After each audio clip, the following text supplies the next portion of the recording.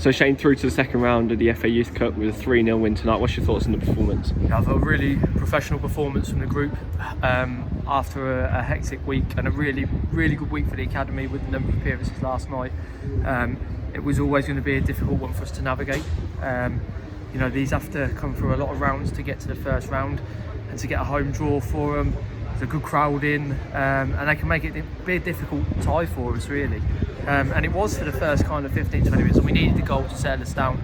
But after that, I thought an accomplished professional performance. Obviously Jack Connor hat-trick, which is really impressive from him again. I thought he led the line really well, took all of his goals, 3 different goals, some composed finishes, but thoroughly deserved win. I'm really happy with the boys, really happy we're into the hat for the next round, and look forward to see what kind of challenge that throws up for us. And Moore and Jack Connor scored a hat-trick today, 10 goals in all competitions so far. What's your thoughts on his performance tonight and the season as a whole? I think Jack, something we spoke about at the start of the season with Jack was that we wanted him to go and score more goals and put himself into more goal scoring positions. So you can see that he's working between the posts more, and he's being more of a threat. And I think he's trying to lead the line more and dominate centre halves, which is what we wanted from him, as opposed to trying to be all action. And I think he's really trying to put himself into as many goal scoring positions as possible, and that's what Jack's game needs to be built off. He's a big physical presence. He needs to be able to hold the ball up, recognise when he needs to run channels, but predominantly can he put himself between the posts and put the ball in the back of the net with consistency. Listen, that will live with him forever, scoring a hat-trick in the FA Youth Cup. That's really important. Followed up by being on the bench last night for the first team. A really important week for the young man, and I hope it gives him something to work off of now moving forward. As I want more of that, and I want to go and score more goals, and I want more action around the first team, and I want to be pushing to be considered for opportunities. And just finally, a lot of youth team players involved last night with the first team played well, and obviously Josh Tomlinson becoming the youngest ever player for the club. It must please you as youth team manager.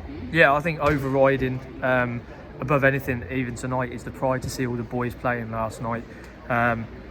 Josh I've known since he signed for the club as a 12-year-old when I was under 13s coach, so I've known him a long time. But I think there's massive credit that needs going to staff that still work for the club, and a lot of staff who don't work for the club, who work with these boys for a number of years, and people behind the scenes. Julie, who's a constant for these boys and their families throughout their journey, that work to give them a platform for us all to be proud of last night when they step on the pitch. But immensely proud, but I certainly can't stand here and look at it as though it's my journey that's helped them and I've done this and that and the other. I'm part of a process that we've all been part of, and the one big thing that has to be taken from all this is that the boys deserve credit themselves to put themselves in that position, and the gaffer for giving them the opportunity to go and play.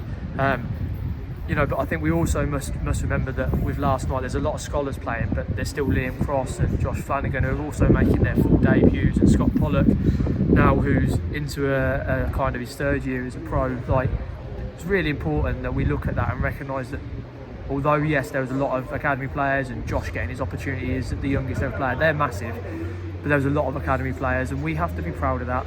But what we have to do is be proud of it and go, we want more of it.